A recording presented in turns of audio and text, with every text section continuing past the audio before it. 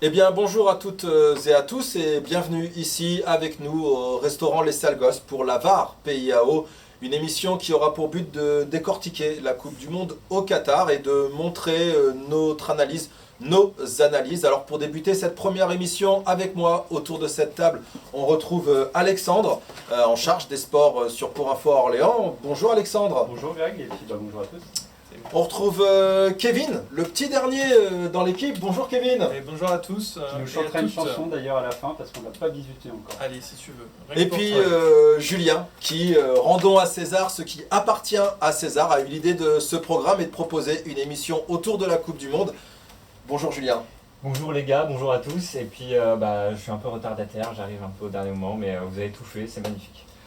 Ben voilà donc une partie de la rédaction bénévole de Pour Info Orléans qui sera rejointe lors de la Coupe du Monde par des coachs de la métropole qui viendront ou pas apporter une expertise encore plus fine à chaque émission. Et puis la VAR PIAO, c'est simple, ça sera parler et analyser les matchs de la Coupe du Monde au Qatar. Mais avant de commencer, et parce que nous sommes pleinement conscients des polémiques que pourrait susciter l'émission, car nous allons parler de la Coupe du Monde au Qatar. C'est un pays, on le sait, que c'est pas comme les autres. Et une émission pas comme les autres, c'est pas le meilleur des pays dans nombre de domaines. Alors nous avons aussi décidé de donner la parole à des associations orléanaises qui œuvrent dans le social. Et nous sommes partis mardi soir dernier à la rencontre de Jérôme Schenk et de son association Les Mains Tendues.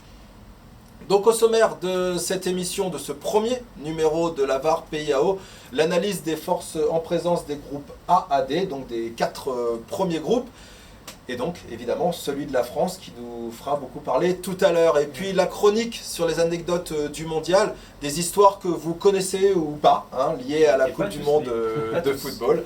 Et on aura aussi notre envoyé spécial au Qatar, car oui, on a les moyens.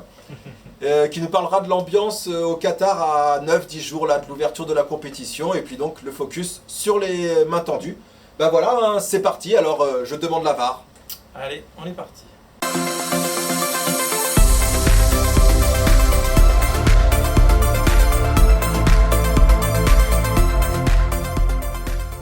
Eh ben, on va commencer par l'analyse de nos groupes avec le groupe A. Alors Alexandre, ce groupe A qui est composé du Pays-Bas, du Sénégal, de l'Équateur et du Qatar, toi t'en penses quoi? Forcément, on a tous le même avis là-dessus. Le Pays-Bas sera le grandissime favori de ce groupe, avec sans doute en second, pourquoi pas, le Sénégal, qui a quand même un bel effectif sur le papier, même si au moment où on tourne ce premier épisode, c'est vrai qu'on ne sait pas encore si Sadio Mané sera présent, puisqu'il s'est blessé. Il a été annoncé forfait, mais il y a aussi des bruits de couloir qui disent il souhaiterait quand même le sélectionner et le faire venir, et qu'au final il pourrait peut-être être opérationnel. Donc là c'est vraiment la grosse énigme de ce groupe. Puis après on retrouve le Qatar, pays hôte. C'est vrai qu'en 21 éditions de Coupe du Monde, seulement à 6 reprises le pays hôte a remporté la compétition. Donc je pense pas que cette année le Qatar puisse le remporter. Alors Non, tu peux le dire. Non, je mange un rat si jamais ça se produit, ou même s'ils arrivent en finale. Tiens, et tu ça pourras m'en risque- mettre un de côté. Ça risque en plus de rarement arriver, étant donné qu'on a tendance à donner maintenant les organisations de Coupe du Monde à des pays qui n'ont rien à voir avec le foot. Donc là, ça va être compliqué. Après, c'est vrai que oui, rien à voir avec le foot, on l'accorde. Après, il y a quand même un championnat au Qatar, faut pas non plus les dénigrer. Mais c'est vrai que l'effectif sur le papier fait quand même moins peur que certaines écuries. Alors après, on Ça, avait c'est pu le sûr. voir avec le Qatar dans d'autres sports, au handball où ils Oui, s'étaient au hand, fait ouais. une armada en naturalisant des joueurs. Au football, c'est pas possible. Donc là, forcément, oui, sur le papier, le Qatar sera vraiment un ton en dessous. Et puis c'est sûr que les Pays-Bas, eux, seront sûrement un ton en dessous. Ils sont en pleine forme. Ils ont sur leur dernier match, ils ont 11 victoires, 4 nuls sur les 15 derniers matchs. Ils ont une équipe qui tient vraiment la route. C'est l'équipe qui monte. C'est l'équipe. Moi, je les ai déjà donnés outsiders sur les dernières compétitions. Ça a été le cas de la Belgique aussi. Mais là, je pense que en tout cas pour les Pays-Bas, c'est le moment pour eux peut-être de faire quelque chose, de se rappeler les heures glorieuses d'il y a plus de 40 ans maintenant, et où les heures glorieuses d'il y a un peu plus de 30 ans. Donc les Van Basten, Gullit, Rijkaard, va falloir maintenant qu'ils trouvent des successeurs. Et donc voilà, à voir C'est Ils ouais. étaient bons il n'y a pas si longtemps que ça. Contre 98 l'Espagne, aussi. Ils ont fait la finale. quand même, Après, contre je pense l'Espagne. que si on se Mais réfère à il y a 4 ans, l'effectif était trop jeune et là ils arrivent à Ouais. la maturité, donc ils seront sans doute au rendez-vous. Mais tu Ça a vois, beaucoup changé les dernières années quand même les Pays-Bas. Une défense solide maintenant. Ouais, on en parlait tout à l'heure. C'est vrai que moi, je trouve que c'est une défense qui est assez incroyable. Si on pouvait avoir la densité des défenseurs centraux, ça serait génial. On rappelle Van Dijk, Stefan De Vrij de l'Inter, Nathan Ake, je l'ai déjà dit, et De Ligt. De Ligt ou De Ligt. Voilà, mais vous. Donc ça fait 4 gros joueurs. Plus Dumfries qui pour moi va être le joueur à suivre de cette équipe. C'est un joueur qui est rapide, c'est un joueur qui centre, c'est un joueur qui marque. Ouais, pour moi c'est celui, c'est pas le joueur clinquant, il y en a d'autres, mais lui j'ai un œil dessus. Après au Sénégal, si jamais Mané déclare forfait, il y aura quand même une grosse Un vide défense. devant, ouais. Et puis un vide devant et surtout un très grand gardien. Ils vont pouvoir s'appuyer sur Edouard Mendy, joueur africain de l'année, qui a gagné la CAN, qui a gagné la Ligue des Champions, qui tient la baraque à Chelsea, avec beaucoup de clean sheet. Et je pense que si le Sénégal a une chance de finir deuxième, c'est en s'appuyant sur son gardien et sur sa grande défense. Après, on n'a pas parlé de l'Équateur, mais l'Équateur, ils auraient pu ne pas être là, hein, d'ailleurs. C'est bien ça, ouais, moi c'est le joueur, on va essayer de vous parler d'un ou plusieurs joueurs dans chaque groupe. Voilà, nous là, moi j'ai pris Byron Castillo, qui est un équatorien, mais peut-être colombien, on ne sait pas trop. Quoi. Voilà, il est né, normalement, il est né à Playas, en Équateur, normalement, parce que selon les Chiliens, il serait né en Colombie, donc il n'aurait pas eu le droit de jouer, normalement, avec l'Équateur. Et du coup, s'il ne jouait pas, le Chili gagnait ses matchs sur tapis vert. Et à ce moment-là, au lieu de finir 6e, il finissait 4e. Et donc, du coup, était qualifié pour la Coupe du Monde. Ils ont porté réclamation. Le TAS a dit non, l'Équateur va à la Coupe du Monde. Et donc, ils seront là. Je les vois mal faire quelque chose. C'est pas forcément super solide, l'Équateur. Donc, normalement, le Sénégal. Mais pareil, après, c'est comme pour tout, à chaque fois, on est séduit. Souvent, on est séduit par les équipes africaines et elles nous déçoivent à la fin. Il y a eu l'épopée magnifique du Cameroun, mais voilà, est-ce que le Sénégal va tenir le choc? On espère, et puis on verra. Après, en quoi. face, le Qatar, c'est vraiment quand même un ton en dessous. Donc, pour Ouais. moi, il y a 3 équipes qui se battront pour la qualification. Hein. Donc, à voir. Moi, dans les joueurs à suivre, j'ai envie de quand même suivre Memphis Depay. Parce que moi, ça me parle beaucoup. L'époque où j'ai commencé à jouer aux jeux vidéo sur FIFA, en mode carrière, c'était un joueur qu'il fallait absolument prendre. Une star, une étoile montante, un joueur très jeune à fort potentiel. Et au final, il a une carrière assez mitigée, mi-figue, mi-raisin, puisque il s'est d'abord fait remarquer, mais il n'a jamais réussi à percer. Hein. Il a été très bon au PSV. À Manchester, il a été en difficulté. Il a rebondi à Lyon. Et puis là, en étant reparti à Barcelone, c'est de nouveau compliqué, un joueur qui n'est pas épargné par les blessures, mais voilà, j'ai envie de le voir parce que je trouve qu'il a quand même un supplément d'âme et c'est un joueur que j'ai toujours apprécié voir jouer en France quand il était à Lyon. Ouais, c'est un joueur attachant quand même. Donc on est d'accord. Non, Julien, t'avais j'ai haussé le sourcil parce que oui, on est d'accord. Je pense que les Pays-Bas, c'est un cran au-dessus. Après, c'est un cran au-dessus parce que le niveau moyen du groupe est relativement faible. Mais même si je pense qu'ils ont de beaux joueurs, ça reste. Je pense qu'ils vont vraiment pêcher du fait qu'ils n'ont pas d'attaquant central sur lequel s'appuyer. Il y a la blague qui revient, c'est que alors là on n'a pas, là à l'heure où on enregistre, on n'a pas les 26 joueurs, mais il referait Luis Van Gaal, pardon. Il rappellerait Jansen, l'ancien joueur de Séville, du Barça, à voir ce que ça donne, mais s'il n'y a que ça devant, ça me paraît un peu compliqué face à une grosse équipe. Tant qu'il ne rappelle pas Chloé Verte, c'est bon, ça doit bien se passer. Son passage à Lille était suffisant, je pense. Johnson, qui était une pépite dans Football Manager il y a des années. Il fallait absolument le prendre. Il y a le fils de Kluivert quand même. Oui, il y a le fils. Il est mauvaise langue.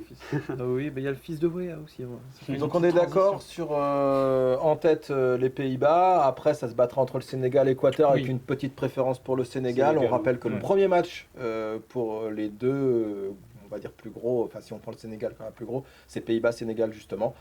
Donc on verra bien ce qui va se passer et puis on passe au groupe B. Et on ne l'a pas dit quand même, le Sénégal qu'on a eu la chance de voir à Orléans, C'est vrai. au Stade Oui, de la c'est Source. vrai, On ne c'est l'a vrai. pas mentionné, mais ça fait quand même partie Et- des beaux moments de sport qu'on a C'est pu vrai. cette année. Et on l'a pas dit aussi, mais on a un fantastique Équateur-Qatar un dimanche soir en Mm. guise d'apéritif. Ça, Oui, c'est magnifique. ça c'est vraiment. Ça illustre bien le côté Coupe du Monde complètement éclaté au sol. Voilà.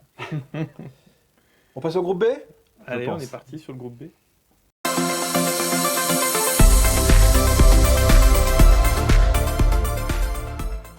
Alors le groupe B, c'est le groupe de l'Angleterre, du Pays de Galles, des États-Unis et de l'Iran. C'est marrant à chaque fois cette géopolitique qui s'insère dans la Coupe du Monde avec des Corée du Sud, Corée du Nord, des USA, Corée du Nord, des USA, Iran, c'était déjà le cas. Voilà, donc on a tout ça mélangé. C'est le contraire du groupe A puisque par rapport au groupe A où il y a Pays-Bas, Sénégal tout de suite. Là, il va falloir attendre pour l'Angleterre, Pays de Galles, puisque ça sera le dernier match de groupe. Donc peut-être que là, ça sera l'occasion de faire tourner. On espère pour ceux qu'on va dire qui sont sûrement les deux plus gros du groupe. Après, pour moi, les Anglais, ça reste les Anglais. C'est un championnat très fort et du coup, ça manque de formation, ça manque de gens qui vont pouvoir tirer les autres vers le haut. C'est un peu ce qu'on a connu au rugby. Nous, on avait un championnat énorme, mais on n'avait pas de charnière vraiment bonne. Maintenant qu'on a retrouvé notre charnière, ça fonctionne, mais pour les Anglais, j'y crois pas du tout. Les Américains, c'est pareil, j'y crois pas du tout. Voilà, c'est un championnat de vieilles stars en fait. Et puis ils voudraient bien faire un On peu plus parlait de vieille soccer. star, mais il y a le rebond entre États-Unis, Pays de Galles et Gareth Bale, Mm. qui C'est justement une vieille star, oui. et qui vient de remporter la La Major MLS. League Soccer. Voilà. Ouais. Et puis il y a l'Iran. L'Iran, en fait, c'est un habitué de la Coupe du Monde. Ils sont souvent présents, ils sont souvent là. C'est une équipe qui est là, mais le plafond de verre, c'est le premier tour. Donc, Ouais, et puis Ouais. l'Iran, on l'a quand même pas évoqué, mais c'est l'une des rares équipes qui a changé d'entraîneur 2 mois avant deux mois avant la Coupe du Monde. Hein. Donc, bon, après, c'est pas un inconnu, hein, puisque c'est Carlos Queiroz qui était déjà à la tête lors de la Coupe du Monde 2014-2018.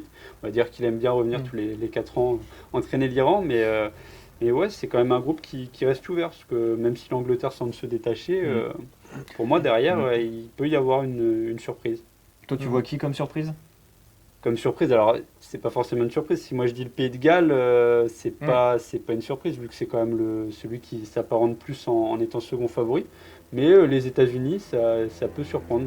J'ai hâte de voir franchement ce que ça va donner. Après, les États-Unis, ils ont fini troisième du coup des éliminatoires. Derrière le Canada. Au Canada, voilà. Après oui, mais là on est sur la Coupe Derrière du le Monde, donc Mexique, toutes les cartes elles sont rabattues et voilà, tout reste à faire, tout reste à prouver, donc C'est vrai. c'est vrai. affaire à suivre, j'ai envie de Eh dire. ben moi, je vais vous étonner. Pour moi, mon deuxième favori, c'est l'Iran. ouais. Ah ouais. Et- Ouais, et je pense que le classement, ce sera Angleterre, Iran, États-Unis. Et le dernier, le Pays de Galles. Alors, tout simplement, pourquoi vous parlez de géopolitique? Et en s'intéressant un peu à l'histoire de l'Iran, vous avez bien vu qu'il y a eu dernièrement énormément de manifestations, un mouvement qui a pris tout le pays. Les 23 joueurs des dernières sélections ont tous affiché leur soutien au mouvement contestataire. Ils ont affiché justement leur conviction. Et en fait, en se penchant un peu sur les matchs de l'Iran, les derniers matchs de l'Iran sur l'année, c'est une équipe qui est extrêmement solide défensivement. C'est une équipe qui n'a pas le ballon. C'est une équipe qui est capable de faire des matchs nuls contre, je me le suis noté quelque part, contre le Sénégal, qui gagne contre l'Uruguay. Donc voilà, c'est pas une équipe au final qui est à prendre à la légère. Il n'y a pas de nom extrêmement connu, hormis l'ancien attaquant d'Amiens, qui était Godos. On parle d'Amiens là quand même. oui, Amiens. Voilà, on parle d'Amiens quand même, effectivement. Ouais. Pour les fans du stade de la Licorne, C'est peut-être, ça. mais c'est tout. Mais c'est une équipe qui est capable de gagner un match avec 35% de possession de balle. Tu vois, moi j'ai ressorti Sardar Azmoun pour l'Iran parce qu'on en a entendu parler On aurait pu le voir à dans le Lyon. mercato de Lyon, exactement. Oui. Et c'est un joueur qui jouait avant à Saint-Pétersbourg, qui joue au Bayer Leverkusen, qui a été recruté parce que c'est un bon joueur, un bon buteur. Mais le souci, c'est que là, il est en perte de vitesse. Lui aussi, il soutient très fortement les femmes en Iran. Il a dit que c'était normal, voilà, qu'il fallait le faire, qu'il craignait rien parce que sa vie à lui valait pas grand-chose par rapport au combat des femmes. Donc voilà, et puis l'Iran, faut pas oublier qu'en 2014, il faut un éclair de génie de Messi pour les battre 1-0, vraiment la toute dernière minute. Il faut pas oublier non plus qu'en Russie, ils battent le Maroc 1-0, ils font nul contre le Portugal 1-1 Oui. et ils perdent de justesse contre l'Espagne 1-0.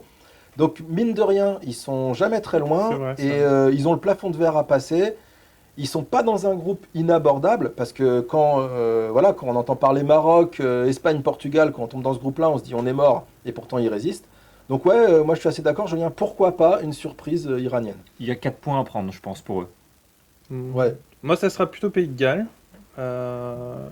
Ils ont fait match nul contre la Belgique dans un groupe. Ils ont joué aussi les Pays-Bas, donc ils se sont frottés quand même à du lourd. Ils ont perdu 3-2 contre les Pays-Bas aux Pays-Bas. Au retour en Belgique, ils ont perdu 2-1, mais à chaque fois, ils étaient vraiment pas loin. Ils sont qualifiés pour la Coupe du Monde. Les dernières compétitions, ils ont été plutôt bons. C'est la dernière de l'ami Gareth Bale, donc Les du bonnes coup, choses en même temps. je pense que la star vieillissante va les faire arriver deuxième dans le groupe. Un joueur coup de cœur peut-être pour l'un d'entre vous dans ce Bon, groupe-là? on l'a plutôt dit, hein, Gareth Bale, c'est Hmm. quand même un palmarès, même si bon, sa fin de carrière, ça a été quand même un peu difficile, parce qu'au Real, ça n'a pas toujours été beau, mais bon, c'est quand même un joueur, puis niveau sprint, moi j'aime bien le sport, j'aime bien l'athlé, donc c'est un joueur qui a quand même du... Il a tout droit. Ouais, il va vite. Hein. Ouais, c'est vrai. donc Angleterre au-dessus. Ouais. Oui. On va hésiter entre le Pays de Galles et l'Iran et on va voir, on en reparlera Le au Pays de fur et à Galles, mesure de la compétition. On va voir s'il y a la surprise iranienne ou pas. Et puis voilà, je pense qu'on peut passer au groupe C. Ouais. Hmm. Moi j'avais peut-être un petit clin d'œil. J'ai envie de suivre Harry Maguire. Pourquoi? Ouais. Parce que c'était un des héros de l'Angleterre il y a 4 ans. C'est devenu un mème depuis 1 an et là j'ai envie de voir ce que ça va donner. Est-ce qu'il va marquer? Est-ce qu'il va faire chavirer son peuple? Ou alors est-ce qu'on va encore se moquer de lui Maguire, ou- Rashford. il y Une en a- seule victoire il y en en a Angleterre plusieurs. en 1966. Ouais. Pourtant, c'est un pays qui parle, hein, quand on parle Et chaque football. année c'est incroyable de voir il y a une qu'on a seule des, victoire, ouais. on a des Phil Foden, on a des Gallagher qui sont... Toujours éliminé au penalty. Ouais, En c'est général, en c'est quart vrai. de finale en Coupe du Monde. Faut juste regarder le tableau pour savoir contre qui ils vont jouer en quart et puis vous pouvez miser très cher à voir contre rapidement. l'adversaire. Mais En- logiquement, en ça pourrait sachant être le tableau de si- l'équipe de ouais, France. parce qu'en sachant que moi je me suis fait mes petits pronos, mon petit tableau. Et donc pour moi, ils vont se faire sortir en demi-finale par la Belgique. Ok. Voilà, D'accord, donc donc la on Belgique prend acte, on prend date Tu tout vois de la suite. Belgique en finale, donc ça Voilà. c'est osé. Ouais, je mets les Belges surprises mais on en reparlera, mais je mets les Belges surprises et cette équipe vieillissante qui vaut plus rien. Hmm. Le groupe C? Ça marche. Ah oui, le groupe C.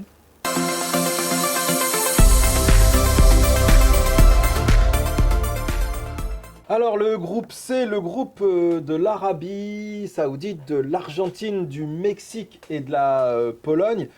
Bah tiens Kevin, toi, groupe C, c'est le groupe de l'Argentine, le groupe de Messi. C'est très facile du coup. Messi, c'est sa dernière compète. Ouais, dernière, Si, mais il y a dernière des- grosse compète, tu vas voir. Il aura peut-être la Copa, mais sinon, il ne refera pas de Coupe du Monde, en tout cas, ça c'est sûr. Et derrière, là, le PSG l'a mis dans le formol. Hein. Il n'a pas joué le week-end dernier, il va pas jouer ce week-end, enfin, je pense pas. Du coup, il va être prêt. Cette année, il est bon avec Paris. On a retrouvé quand même du très bon Messi, du Il Messi est même extraordinaire, on peut le dire. collectif en plus avec beaucoup de passes décisives. Donc attention à l'Argentine à la Coupe du Monde. Moi je les vois aller loin, très loin, voire même peut-être sortir la France. Voilà. Oui, ça c'est oui, tout à fait, puisque oui, moi c'est pareil. Par Je rapport à mes vois bien, prédictions. voilà, puisque l'autre demi-finale sera Brésil-Argentine. Mhm. Je suis Voilà. d'accord. Je suis d'accord. Je suis un peu d'accord pour l'Argentine. Alors, tous les 4 ans, on dit toujours l'Argentine, c'est une attaque incroyable et derrière, par contre, c'est Mm. du carton. Et en fait, on se rend compte qu'ils prennent très peu de buts depuis 2-3 ans. Dernière défaite de l'Argentine, c'est en juillet 2019, c'est en demi-finale de Copa. Entre-temps, ils ont eu le temps d'en gagner une. Ils mettent des toises à tout le monde. Ils en ont mis 3 à l'Italie il n'y a pas longtemps. Alors l'Italie, on n'en parle pas, mais on pourra en parler des heures quand même. C'est en train de se reconstruire, c'est en train de devenir quelque chose qui va revenir. Je pense que ça va être quelque chose d'assez faramineux. Non, voilà, l'Argentine, je vois pas beaucoup de points faibles.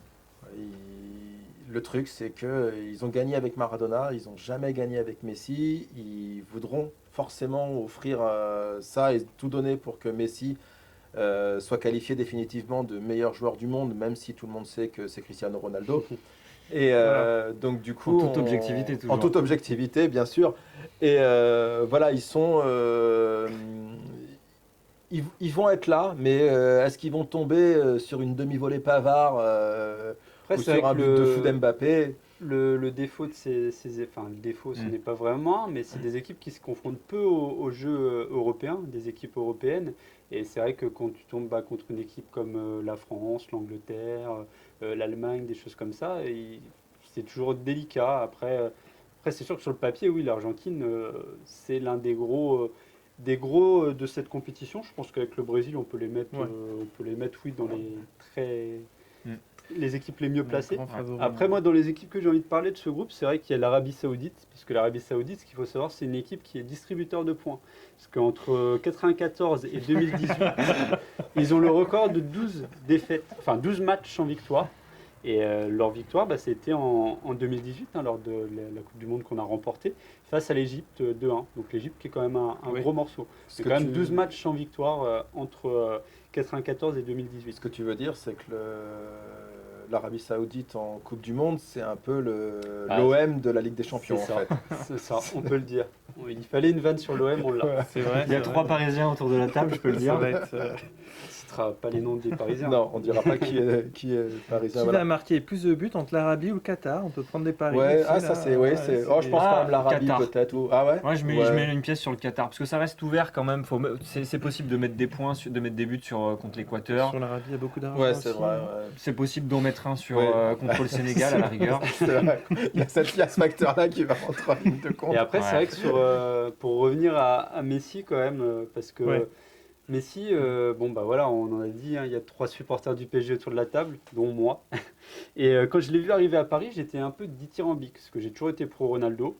Et pour moi, Messi, c'était l'homme d'un seul club. Donc on en a parlé avec l'Argentine, il y a la Copa, mais sinon il n'a pas gagné, Non.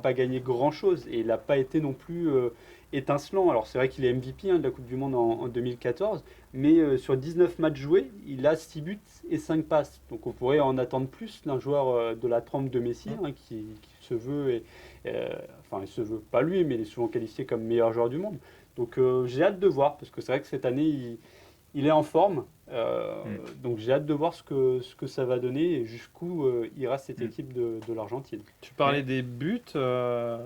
Il va tomber dans le même groupe que Robert Lewandowski, le serial buteur aussi. Hein. Ouais. Ah, Franchement, voilà, on va parler Pologne, on va parler Lewandowski, mais les Polonais, alors peut-être que Lewandowski, enfin, en tout cas, il fait pas tout. Et les Polonais, moi je vois les Mexicains au-dessus, parce que les Mexicains, depuis 94, et c'est quand même une performance, depuis 94, ils sont toujours en 8e. Ouais. Donc eux aussi, ils ont un plafond de verre, mais eux, c'est les 8e. Et ils sont là, ouais, c'est une équipe collective, enfin le Mexique, ça joue. Et donc, voilà, les Polonais, ça défend. ouais, ça m'a jamais trop impressionné, jamais. On n'est plus à l'époque de Boniek et de la Coupe du Monde 82, mais on aura l'occasion d'en reparler. C'est vrai que tu peux pas tout reposer sur un seul joueur. Ouais. Non, Mais mais oui. ils ont Moi, je une trouve- ossature intéressante quand même, les Je suis Polonais. d'accord avec toi. Même Ouais, en moi, je- attaque, il y a du monde. Même en milieu de terrain, je pense que moi j'étais un peu parti un peu comme vous. Le Mexique, pareil, c'est toujours l'équipe un peu frisson qui, chaque Coupe du Monde, est toujours présente. Il y a toujours des joueurs qui sont dans des grands clubs italiens ou espagnols.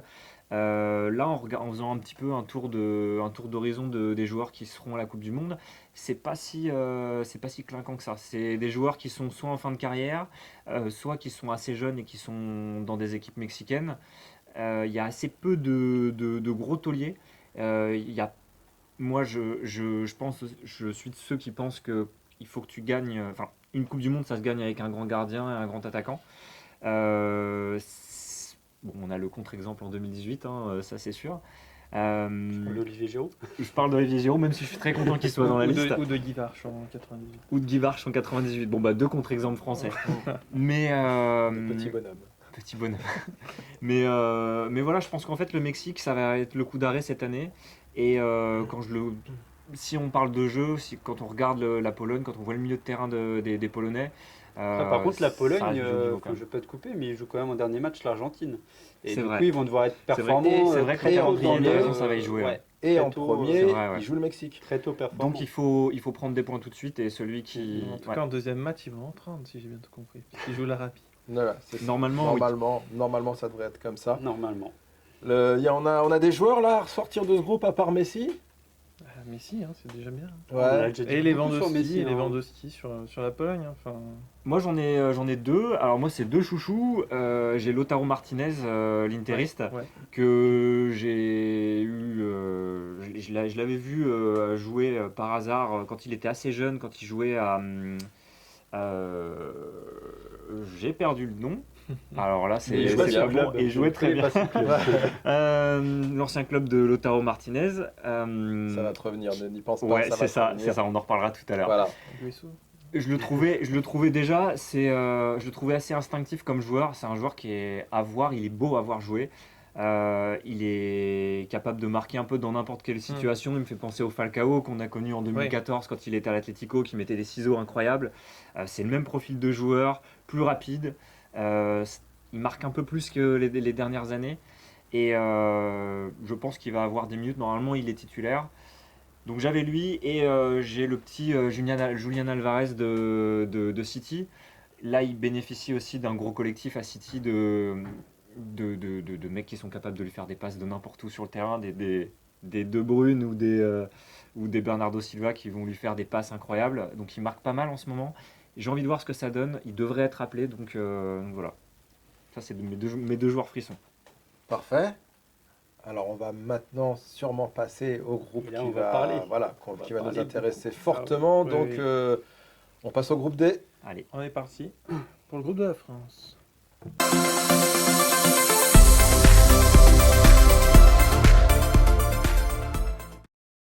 Eh bien le groupe D, le groupe des Bleus, hein, le groupe de la France, du Danemark, de la Tunisie, de l'Australie, c'est voilà.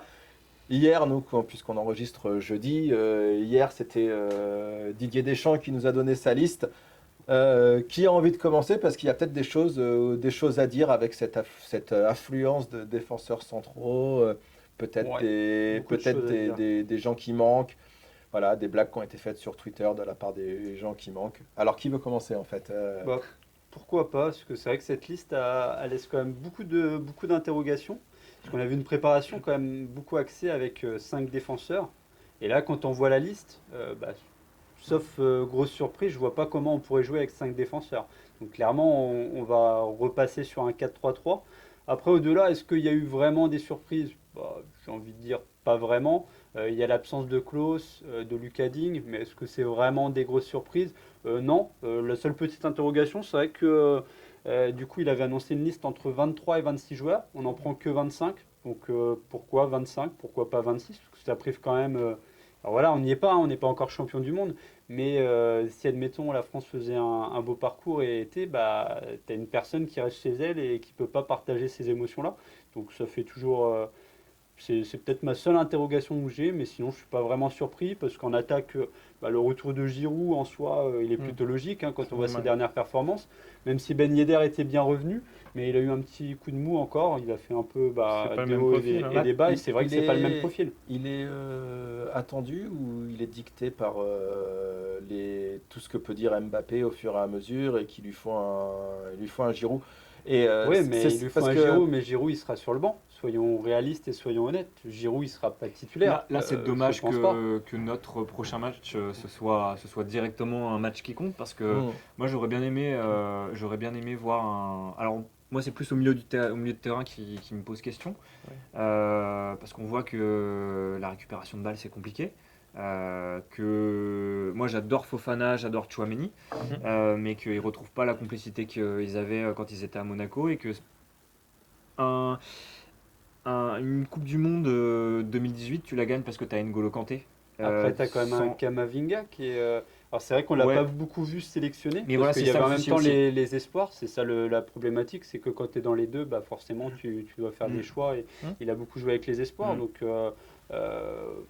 ouais, je pense que au final, on a quand même un effectif qui est solide. Parce qu'on a tendance à. Moi, je pense qu'il ne faut pas enterrer l'équipe de France. Parce que sur le papier, certes, il manque Kanté, il manque Pogba.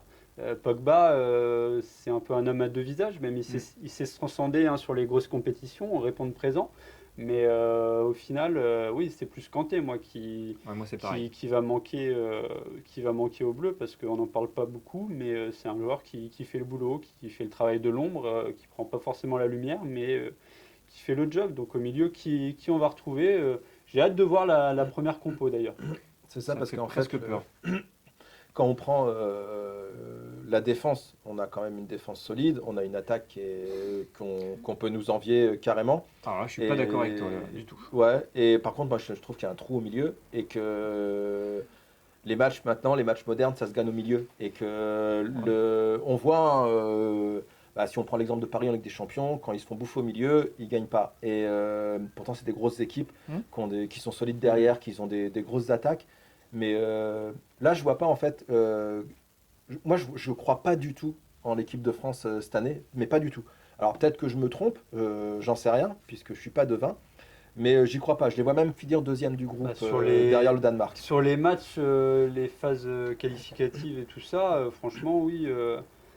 Les derniers matchs qu'on a vus, le jeu proposé, il faisait pas rêver. Clairement, oui, on s'est ennuyé devant beaucoup de matchs. Les derniers résultats, ils n'étaient pas au C'était une rendez-vous. catastrophe. Après l'association Benzema-Mbappé, au final, elle a que trop rarement brillé, même si derrière, on a quand même gagné la coupe, mince, j'ai plus le nom, La Ligue en National revenant, League, oui, la Ouais. National League. Bon, c'est pas une compétition qui marque les esprits, mais on a quand même réussi à la gagner avec cette association-là. Belgique, quand même, Donc Espagne. oui, il faut voir. Puis après, on n'en a pas parlé, mais Griezmann qui est quand même dans un moment compliqué, je pense, Qui de sa revient. carrière. Il est en Oui, train de il revenir. revient, parce qu'il y avait la fameuse histoire des quotas, du temps de jeu qu'il ne pouvait pas dépasser pour pas avoir les primes. Enfin, ça a été tout un... Je trouve qu'il à se revient donner pas le mal mal. de tête, Griezmann. mais oui. Je trouve que c'est ça moi c'est mon gros point d'interrogation, c'est la France si elle peut tourner, ça va dépendre de Griezmann. Oui. Pourquoi je dis ça? Parce que son transfert au Barça, ça a été une catastrophe. Je pense qu'il s'est beaucoup construit dans une idée de collectif. Le jeu de Simeone, c'est ça, c'est le collectif, c'est comment on peut... T'es un attaquant, tu redescends et tu récupères des ballons, etc. Chose qu'il ne fait absolument plus, chose qu'il a arrêté de faire au Barça. Le jeu de Simeone est détestable, c'est l'anti-football, mais en tout cas, c'est dans une équipe comme celle de Deschamps, c'est le joueur qu'il faut. C'est pour ça que Giroud ça en prépare 2018 bien, ça prépare bien. était Le football vraiment de Deschamps, c'est de l'anti-football aussi. on va dire c'est du football pragmatique quoi. Mm, Alors après, c'est est-ce que ça. c'est de l'anti-football ou est-ce que c'est Football du pragmatique. On a un groupe sur le papier qui peut rappeler celui de 2018. Et en phase de Ouais. groupe, c'était Ouais. pas terrible. L'équipe est montée en puissance et a produit du jeu Je plus vous sur la fin de la serai en compétition. je vous serai en premier. Mais ouais, c'est vrai que ça rappelle un peu le groupe qu'on avait. Après, Il faut le dire, ça fait 60 ans qu'un vainqueur n'a pas réussi à Oui. garder sa couronne. Alors tout à l'heure, on a pris un pari si le Qatar gagnait. On prend quoi là aujourd'hui si la France récidive et accroche une troisième étoile? là, Qui fait quoi? là, ce serait Voilà, vraiment manger un rat, très, très, très Non, heureux. Ouais. je sais pas. Là, moi, je serais Ah, bien heureux. quand après même, c'est mais- tellement ouvert que j'y c'est crois ouvert. pas, mais je trouve que c'est par rapport Tout peut aller vite après. à toutes les autres Coupes du Monde, on avait souvent deux équipes qui se dégageaient. Là, franchement, c'est peut-être à part le Brésil, mais c'est difficile en fait Et puis le Brésil, on les attend tellement que, pareil, moi je pense que ils sont champions du monde, mais comme je pense qu'ils sont champions du monde, ils le seront pas. Et c'est super dur en fait de se dire, donc pourquoi pas les Français? Mais Après, si ça- on voit, moi je veux quand même rebondir là-dessus parce qu'on a le tableau devant les yeux. Alors après, il y a aucune science logique, c'est-à-dire que il y aura forcément des surprises. Donc on peut pas se dire, bah voilà, telle équipe va faire premier, telle équipe Ouais. va faire deuxième. Ouais. Mais la partie de tableau de la France, s'ils arrivent à sortir premier de leur poule, elle est quand même plutôt abordable parce C'est qu'ils vrai. ont la chance de ne pas croiser justement avec le Brésil de suite. Et ça, c'est quand même un gros plus. Après, c'est vrai qu'il Il y a un tout petit un tas problème d'énigmes. par contre, il y a juste un tout petit problème, c'est que quand tu es dans la partie de droite, tu joues après tout le monde, donc tu as un jour de récup en moins pour la finale si tu arrives en finale. Et c'est ça, la important. Croatie, ils l'ont payé en 2018. Donc du coup, un autre prono, c'est que le vainqueur, il sera dans la partie de gauche. Point positif d'une Coupe du Monde qui intervient au mois de novembre, c'est que les corps sont pas émoussés par contre. Et ça, c'est plutôt, là, je vais te stopper je tout de suis suite pas parce que moi, d'accord. je suis totalement en désaccord avec ce que tu dis. Parce que justement, on n'a jamais vu autant de joueurs blessés. Ouais. Avec la totalement. Ligue des Champions, les joueurs qui font la Ligue des Champions jouent tous les 3-4 jours. C'est jamais arrivé auparavant. C'est jamais Ils jouent arrivé. plus, Il y là, avait... Enfin là, on n'a jamais vu des joueurs avec autant de matchs c'est dans vrai les que la jambes. différence, Moi, c'est je suis que, pas c'est d'accord que, c'est que, c'est que l'enchaînement a été plus gros, mais après il y a eu moins de matchs.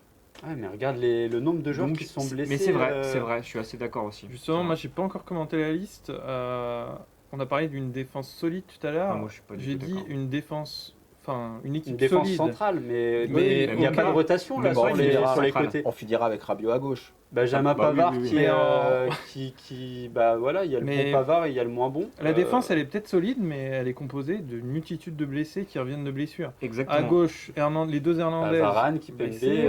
qui n'ont pas rejoué encore. Voilà, donc ça Même c'est si compliqué. Kipembe devrait jouer ce Je pense week-end. que Deschamps a loupé un petit coche avec le gardien. Pour moi, Alban Lafont, il méritait 100 Ouais. fois, voire Bah, 200 moi j'aurais même fois. dit Samba, Après- Brice Samba, après- parce que Mandanda aussi, au ouais, final c'est vrai. il a eu son titre, Mm. enfin voilà, je veux dire au bout d'un moment faut être tourné sur l'avenir Ouais. quoi. Et Après, l'avenir je c'est pas Après, c'est Mandanda. peut-être aussi parce que Mandanda, il a un truc d'expérience. Ouais, il a c'est joué après, tellement c'est- de oui, c'est compétitions qu'il sait aussi recadrer les gens.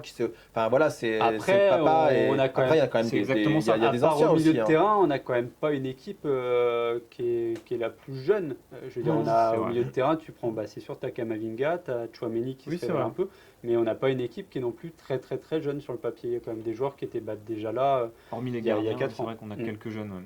Mais pour en revenir aux gardiens, de ce que tu disais, c'est vrai que, bon, déjà, je pense que dans la tête de Deschamps, Areola, il est dans son top 3. Oui, il a toujours été. Par contre, quand il est dans son top 3, ça ne veut pas dire qu'il va être dans les 3 qui sont choisis. Pourquoi je dis ça? Parce que comme tu dis, Greg, le troisième, on sait que dans les compétitions internationales, le troisième, il est là pour aider le coach des gardiens en fait. Le troisième gardien sert à rien, il sait qu'il ne jouera pas, il est là pour apporter des conseils et c'est toujours le cas et c'est presque dommage parce qu'au final ça pourrait être un poste un peu d'observation pour le futur et ça ne l'est pas Oui, en fait. c'est Et du coup, on se retrouve avec des gardiens qui n'ont pas l'expérience de l'équipe de France et qui viennent au gré des blessures. Maignan va arriver au gré de la blessure d'Areola. Lafont qui va faire une petite apparition parce que les deux autres sont. Et au final, on n'a pas de.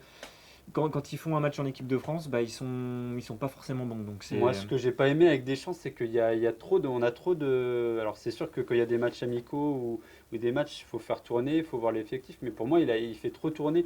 On n'a pas une équipe ancrée. Il y a pas de Et là, on se stabilité. retrouve, Il y a on se pas de retrouve au stabilité. final. La liste, elle nous prouve quoi? Qu'au final, il va changer son système de jeu par rapport à celui qu'on a vu sur les dernières rencontres. Donc, on va Et- rentrer dans. Et tu disais que Giroud serait pas titulaire.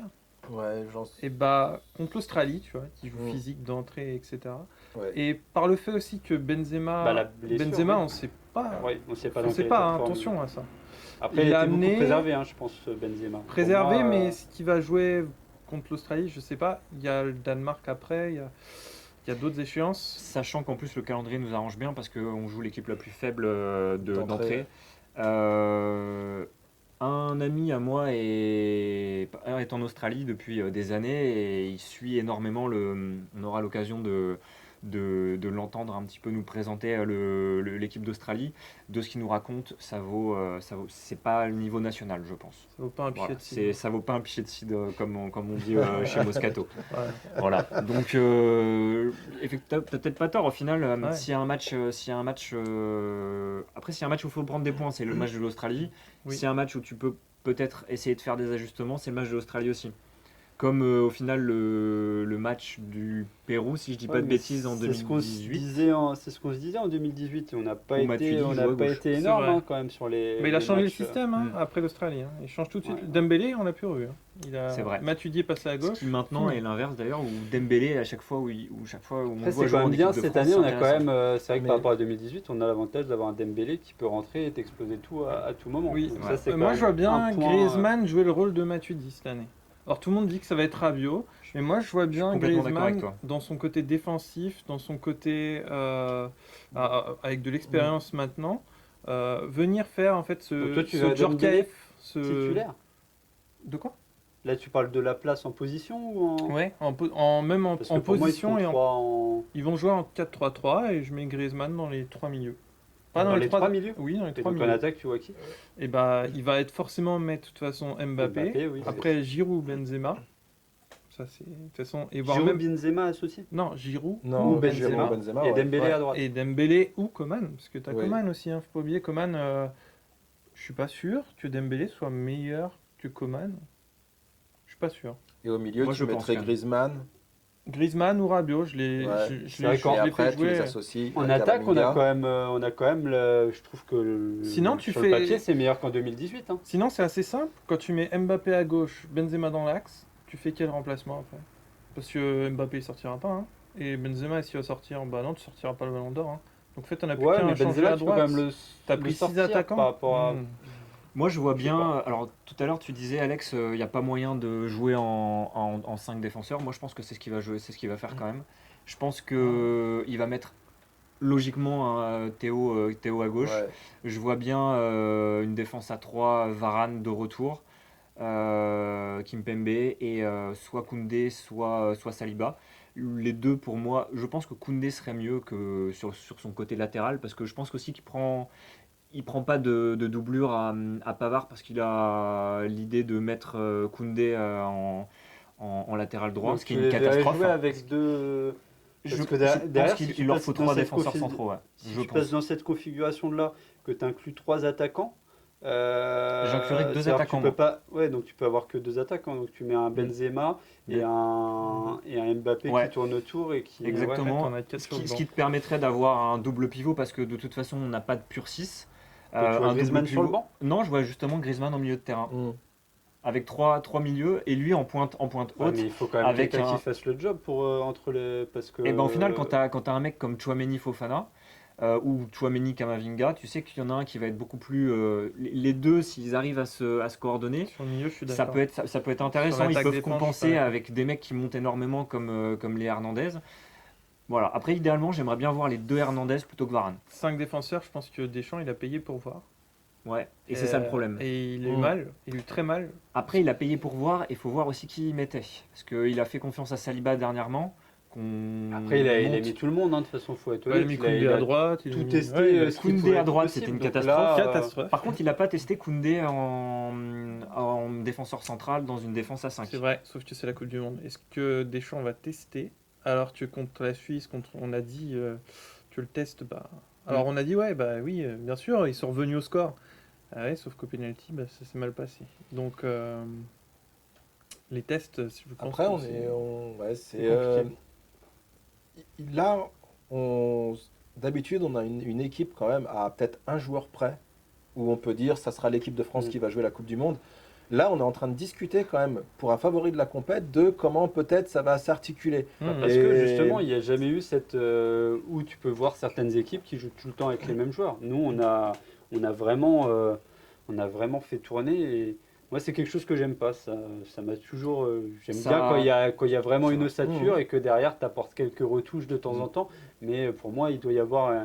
Parce qu'au final, des matchs internationaux, il n'y en a pas tant que ça au calendrier. Donc, pour apprendre à jouer ensemble, pour avoir des automatismes, c'est quand même nécessaire pour moi d'avoir la Carrément, même ouais. ossature. Ça respire pas la sérénité. En même temps, l'équipe de Non. France, ça a toujours été ça aussi, Ouais. des réajustements constants. Et les seules fois où on s'est dit qu'on avait une équipe qui était faite pour gagner, c'était en 2002.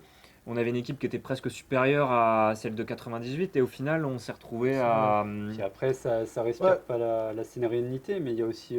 On n'a pas Il de y a match aussi, on amicaux. n'a pas parlé Ouais. ça, du coach, parce que derrière, il y a peut-être toujours l'ombre de Zidane derrière Mm. cette équipe de France. C'est vrai. Et je pense que ça c'est quand même pesant. c'est Parce vrai. que si Zidane avait retrouvé un club ou autre, je veux dire, toutes ses dernières déclarations, il a dit qu'il allait bientôt retrouver un banc. Mais au final, il n'y a rien de concret, il n'y a rien qui est avéré. Donc, de toute façon, on sait très bien que derrière l'équipe de France, il y a toujours cette ombre de Zidane. Et je pense que c'est quand même C'est vrai. un poids. Ça, c'est vrai. Et ça ne doit pas être si Même pour facile Deschamps, ouais, c'est pour c'est Deschamps. pas facile. Hein. Et après, par contre, d'habitude, on a nos 3 matchs amicaux qui nous mettent un peu dans l'ambiance aussi. C'est vrai. Bon, Mm. bah oui, c'est sûr, hein, jouer la Chine, jouer, voilà, Mais ça Soit leur permet de retrouver un des pays automatismes. Ouais. qui ne joue pas la Coupe du Monde. On aurait pu jouer l'Italie, hein, par exemple, pour se préparer, ça aurait pas été bête. Et ouais, ça permet d'avoir des automatismes, un peu de certitude et puis un peu de confiance. Et là, on arrive au final, hein, sans confiance, sans certitude. Ouais, mais au final, combien d'équipes sont en confiance? Parce qu'au niveau européen, il y a beaucoup d'équipes qui sont dans la même situation, voire même pire que C'est celle vrai. de l'équipe de On aura France. l'occasion d'en reparler, mais Ouais. c'est clair qu'il y a des favoris, enfin en tout cas des gros outsiders Oui. qui ont des certitudes de potentiel, mais pas de certitude vraiment, comme le Portugal par exemple. Mhm. On a peut-être on en aura l'occasion d'en reparler, on a peut-être avec le Portugal la plus grosse équipe de la Coupe du Monde. Mais pareil, c'est pas une équipe qui.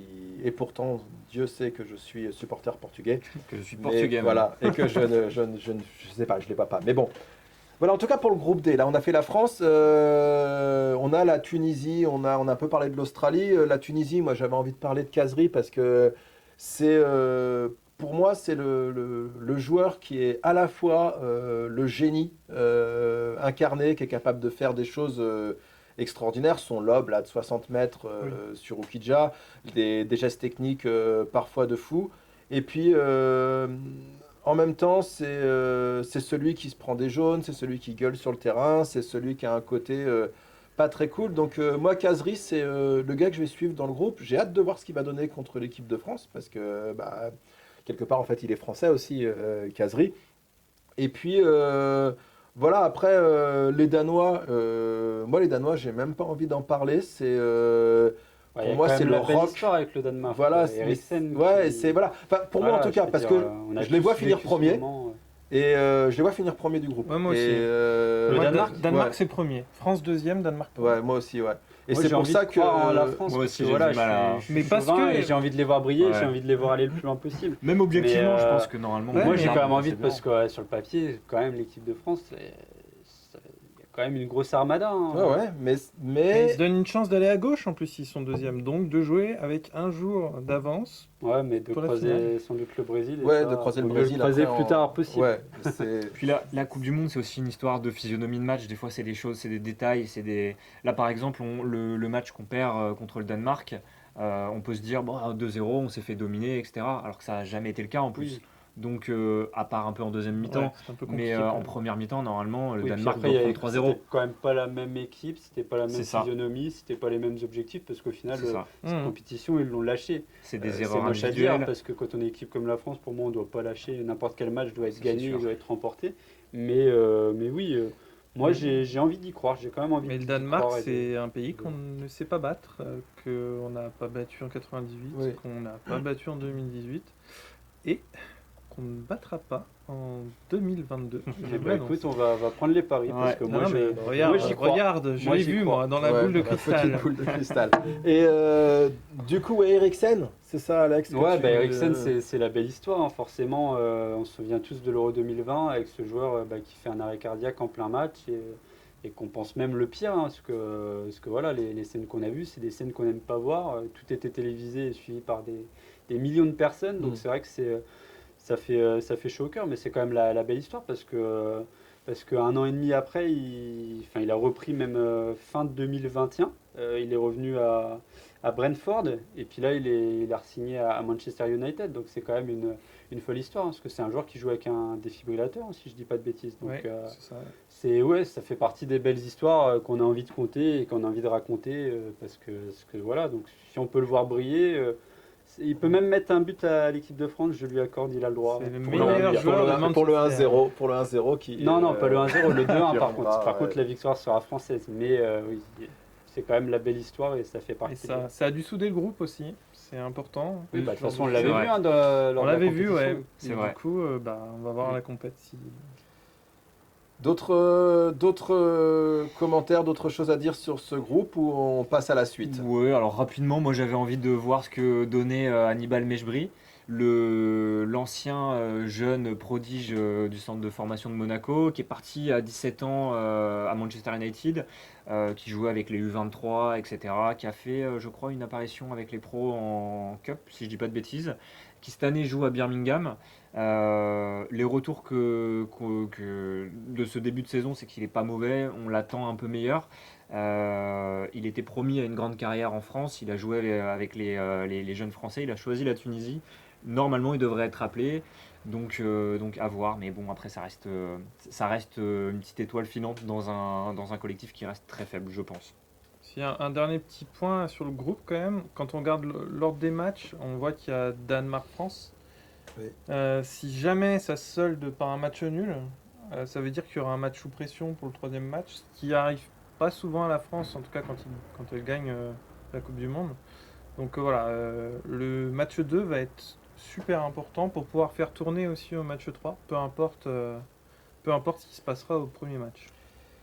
Bah, parfait. Écoutez, voilà, c'était l'analyse des 4 premiers groupes de cette Coupe du Monde. On va directement passer maintenant à notre envoyé spécial au Qatar. On va rejoindre notre envoyé spécial au Qatar.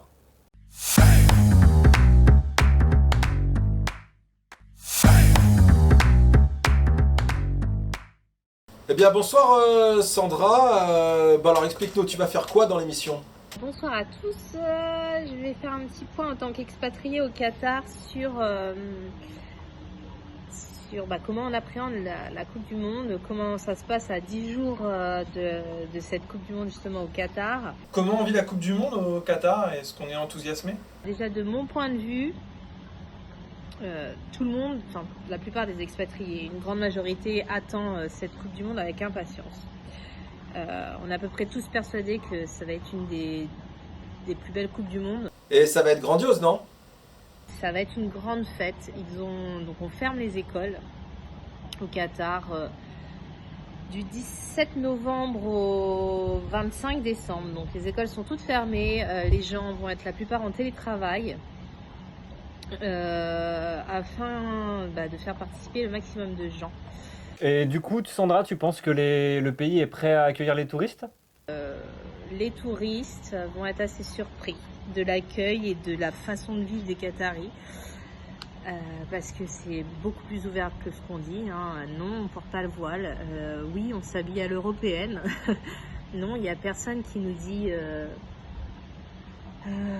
quoi mettre comme vêtements, hein. Il suffit de venir à la sortie de l'école française, hein, donc voilà, où je travaille, pour qu'on s'aperçoive que tout va bien. On vit tout à fait normalement. On a parlé de l'ambiance, mais du coup, est-ce que les rues se remplissent déjà? Est-ce qu'il y a déjà beaucoup de monde, beaucoup de personnes arrivées d'autres pays? Là, on commence aussi à avoir beaucoup de touristes dans les rues, ce dont on n'a pas l'habitude. Beaucoup de touristes, donc voilà, en short, les filles sont en débardeur, donc voilà, ça peut dans dans l'imagination des gens assez dénoter avec ce qu'on se dit, hein, mais voilà, c'est quand même beaucoup de touristes et un pays assez ouvert. Les Qataris, eux, ils le vivent comment, cette Coupe du Monde 2022? Les Qataris, alors, c'est autre chose. C'est à la fois content pour ceux qui aiment le foot, bien sûr, hein, mais mitigé dans l'accueil des touristes, je pense tout simplement parce que c'est aussi une question d'habitude, c'est-à-dire que nous, les Français, on est un pays extrêmement touristique. On a l'habitude de voir des gens partout, voilà, très, très riches au niveau des monuments. Les Qataris, beaucoup moins. Donc ça aussi, c'est une curiosité. On se demande comment ça va se passer Ils sont très... Enfin, moi, honnêtement, pour parler avec les gens d'ici, ils sont très dans l'aide, dans l'écoute. Mais il reste peut-être quelques surprises à réserver aux touristes. Peut-être ne prenez pas de voiture de location. Ça, c'est un petit tips, un petit conseil. Laissez-vous prendre les transports en commun. Du coup, Sandra, nous on est à Orléans. Bon, là, il fait un peu plus frais. Toi, du coup, quel temps il fait là-bas? Est-ce qu'il fait beaucoup plus chaud? Est-ce que tu allumes la clim? On est dans Orléans, la ville de la transition écologique. Alors fais attention à ce que tu vas dire. Non, il fait pas chaud au Qatar, hein, vous voyez. Je suis en manche longue, je suis chez moi. Et oui, j'ai pas chaud. Donc oui, par rapport en France, évidemment, il fait chaud. Mais non, là, il fait 23, 24 degrés. Grand maximum, peut-être un peu plus en plein jour. Donc non, c'est pas une aberration. Pour ce qui est des stades climatisés, on espère tous qu'ils ne mettront pas la clim, justement, parce que sinon il va faire froid dans les stades. Donc il y a plein de choses comme ça, voilà, qui peut-être feront changer les mentalités à propos de cette Coupe du Monde au Qatar. Ouais, Et du coup, est-ce que les Qataris sont confiants? Est-ce qu'ils se voient aller loin dans la compétition? L'équipe qatari va être très soutenue, mais footballistiquement parlant, ça va être compliqué. Mais tous les expatriés soutiennent leur équipe. Nous, on sait, enfin moi personnellement, on a déjà un drapeau français, on a un drapeau portugais puisque je suis d'origine portugaise, et on a aussi le drapeau qatari. C'est quand même un pays auquel on s'attache très facilement. Très bien, merci Sandra, on te retrouve rapidement et dès le deuxième numéro pour d'autres réactions de ta part. Et on va tout de suite passer aux anecdotes du mondial.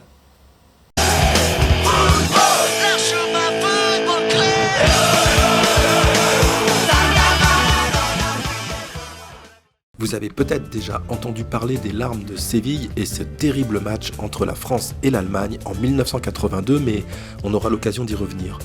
Aujourd'hui, c'est d'un autre match de 1982 dont j'ai envie de vous parler, et encore avec l'Allemagne, décidément. D'ailleurs, à l'époque, on ne disait pas l'Allemagne, mais la RFA.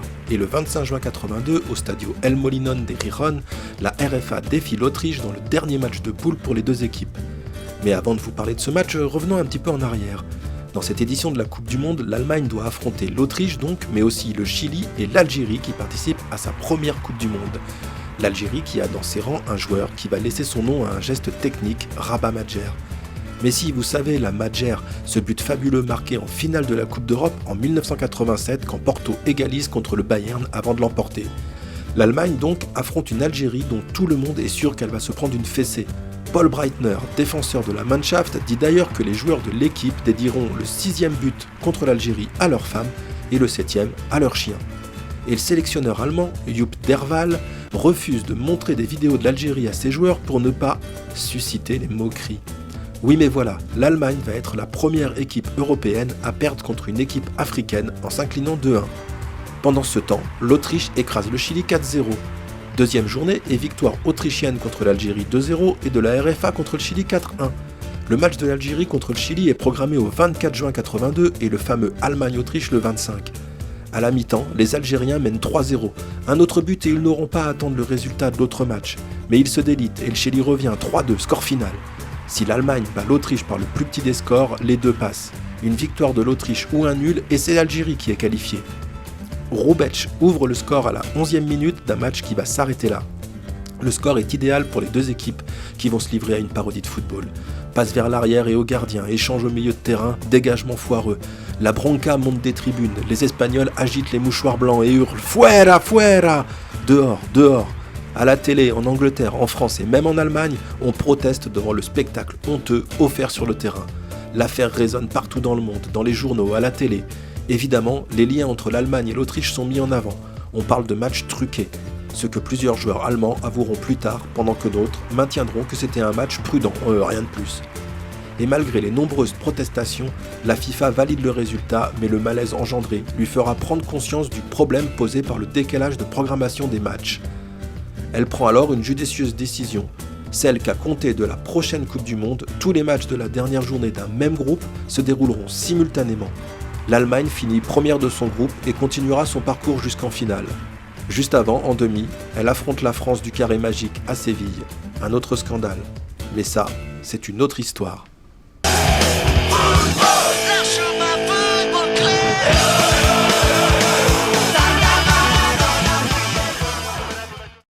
Voilà donc ce match entre les Allemands et les Autrichiens. Vous connaissiez cette histoire, les gars? Ah, tu sais, avec Alexandre notamment, on est un peu jeune, hein, nous on On parle connaissait pas que Julien. trop. C'est Non, pas non, parce qu'il y a Julien, beaucoup de Julien, cheveux sur le il a caillou la qu'il a- barbe et puis il a plus trop de cheveux, donc Ouais, ça c'est marche ça, pas. Moi j'en ai donc, beaucoup plus. Non, moi je connaissais, mais c'est vrai que c'est assez incroyable et c'est bien de savoir pourquoi. On pourrait se dire à chaque fois, ah, c'est chiant, il y a 2 matchs en même temps, je peux pas voir les deux. Bah, il y a une raison à ça et c'est l'équité sportive. Voilà, et c'est le but en fait de cette rubrique, un peu de vous parler de choses qu'on connaît plus ou moins sur les Coupes du Monde. On espère qu'on va vous apprendre des choses. Voilà, donc maintenant on va passer à notre volet, on va dire social, parce que Julien, quand tu as créé le concept, tu t'es dit, ouais, voilà, il faut qu'on ait quelque chose sur le social avec ce qui se passe au Qatar. Ouais, voilà, bah en fait l'idée on adore le foot. On se sent un peu pris en otage par tout ce qui se passe. Nous, on n'a pas de. Le seul poids qu'on aurait à faire, c'est l'action de ne pas regarder. Et moi, je trouvais ça dommage de faire d'avoir une non-action à faire pour faire une action. Nous, on vous dira pas d'allumer la télé, on vous dira d'aller choper votre match sur un site de streaming. Comme ça, vous valorisez pas le fait de regarder, de donner de l'argent à une chaîne qui va valoriser un pays qui est complètement dégueulasse. Donc voilà, nous, ce qu'on avait envie de faire, c'est vous parler de foot et surtout vous parler de gens qui se bougent le cul sur Orléans. Et aujourd'hui, on commence avec une magnifique association que tu es allé rencontrer cette semaine, Greg. Voilà, je suis allé rencontrer mardi soir l'association les Mains Tendues, un peu pour qu'ils nous présentent ce qu'ils faisaient. Et puis, voilà, c'est pas rose.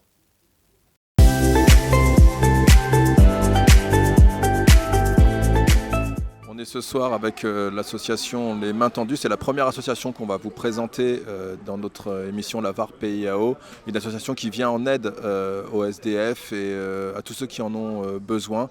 Et vous allez voir que malheureusement la précarité augmente de plus en plus. On va retrouver Jérôme Schenk, le responsable de l'association Les Mains Tendues.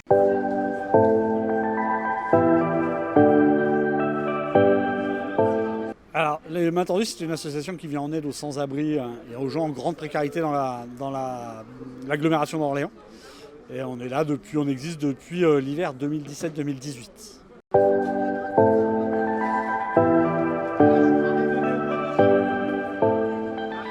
Ça se fait relativement naturellement, j'allais dire. En fait, c'est des choses qu'on fait individuellement. Nous, on a commencé comme ça. En fait, on était un certain nombre à faire ça individuellement, à en discuter entre nous. On s'est fédérés pour le faire ensemble. Et puis après, on a jugé que c'était utile de se mettre en assaut. Mais en fait, on a assez naturellement en fait, d'aller à la rencontre des autres dans la rue. On le faisait tous individuellement et on s'est dit, allez, on le fait de façon plus coordonnée et plus construite.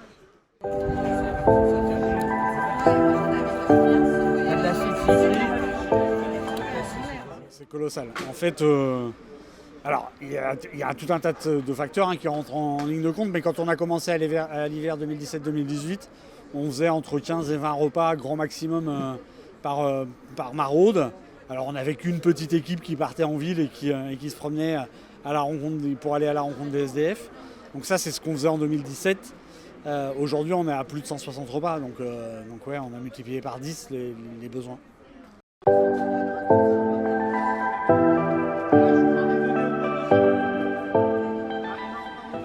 Non, jamais.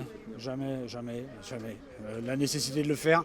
Donc, non, on se pose jamais la question en fait. On se dit il faut faire et en fonction de, enfin, ouais, on fait face quoi. Non, on se pose vraiment pas la question.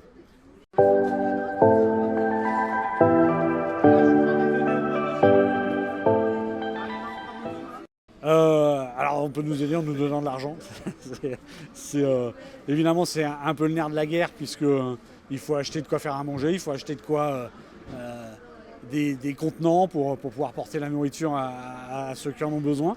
Donc évidemment, il y a les dons et ça c'est possible via un lien, un site internet qui s'appelle HelloAsso. Il y a le lien sur notre page Facebook, donc ça c'est une première chose. Après, on peut organiser dans son entreprise des collectes de produits alimentaires, des collectes de produits d'hygiène par exemple, dans son entreprise, dans son club de sport, dans son club de théâtre ou de gym, j'en sais rien. Voilà, ça c'est possible, fédérer même dans ces écoles, fédérer des actions collectives. Et ça nous est toujours très utile. Et puis évidemment, si on a envie de rejoindre l'équipe de bénévoles qui est déjà bien fournie, mais on accepte toujours les bénévoles. Ça, il suffit de nous contacter sur Facebook via Messenger, tout simplement.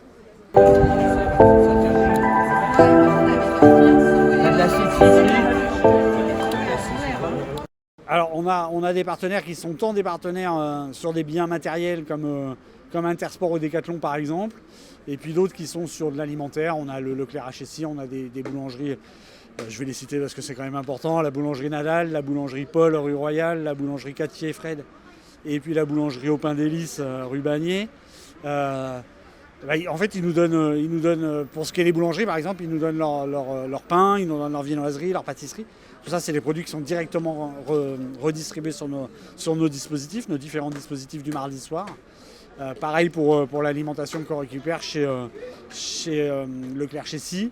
Là, aujourd'hui, il n'y a pas de distribution d'épicerie, mais on fait régulièrement de la distribution d'épicerie. Et puis, on fait régulièrement aussi des colis d'aide alimentaire, en plus de ce qu'on fait de la distribution d'un repas le jour J.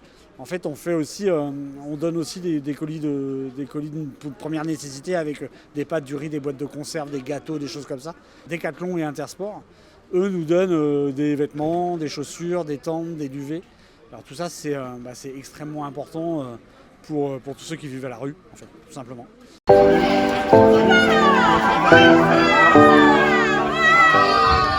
Alors bonjour, nous voilà, on est la compagnie Les Petites Miettes, compagnie orléanaise, jeune compagnie orléanaise. Et puis il y a un peu plus d'un an maintenant, on a décidé de monter une brigade de clowns pour intervenir sur les maraudes, en EHPAD beaucoup, sur des dispositifs dans toute la région même.